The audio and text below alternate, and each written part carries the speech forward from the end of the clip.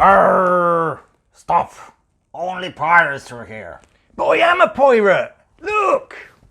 That doesn't make you a pirate. So will me buccaneers. Arr!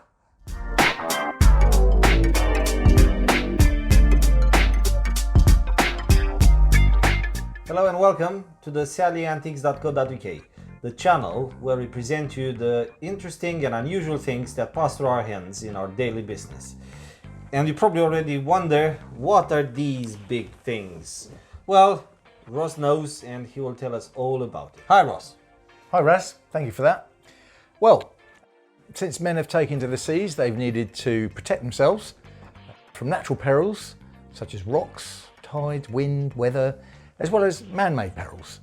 So for example, in times of war, the obvious threats associated with that, as well as the negligence and actions of other sailors, which can cause collisions and that sort of thing. So today we're looking at some items which can protect against both natural problems as well as seamanship problems. Since the days of the pharaohs, about 280 BC, sailors have had lights to guide them into ports. However, these only became really effective in the 18th century and were further enhanced by Jean Fresnel's revolutionary lens, which we have covered in a previous episode, the lens that saved 1 million ships. Have a look at that, it's quite interesting. However, lights can fail in conditions of fog, mist, and any other weather which reduces visibility. And that is when an audible signal is needed. Ports and harbours, as well as treacherous coastlines, have experienced a range of methods, such as guns, bells, steam-driven horns or sirens, as well as horse-driven horns or sirens. Ships have used a variety of methods as well.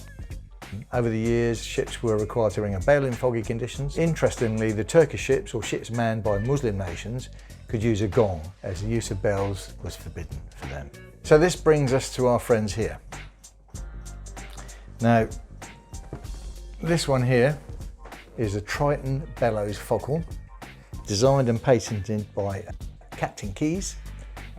He made 104 of these and he issued them to the Royal Navy in, as I say, in 1900. So they're quite a rare item, only 104 of them. I've never handled one before or had one pass through my hands, so quite interesting for me. A very straightforward bellows. So it has a bellows and a horn, but it's very effective. And it has a very interesting name, isn't it? Yes, it's made by a company called All Days and Onions.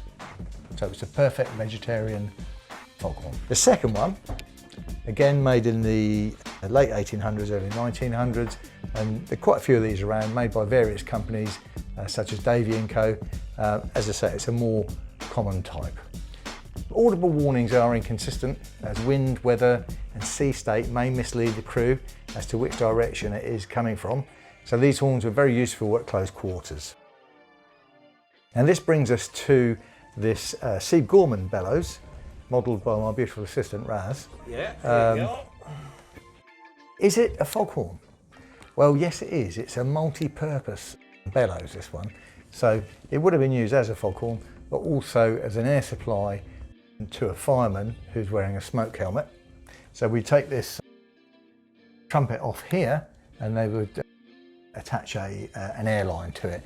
So if somebody's going into a burning building or a burning ship, it would be protected from the smoke. An interesting item, still with the safety line signal instructions on the top. And there we have this week's interesting items. Thank you, Ross, and thank you all for watching. Please give us a like, don't forget to subscribe to our channel and share it to your friends. And also visit our website sailantiques.co.uk, where all these wonderful items are for sale.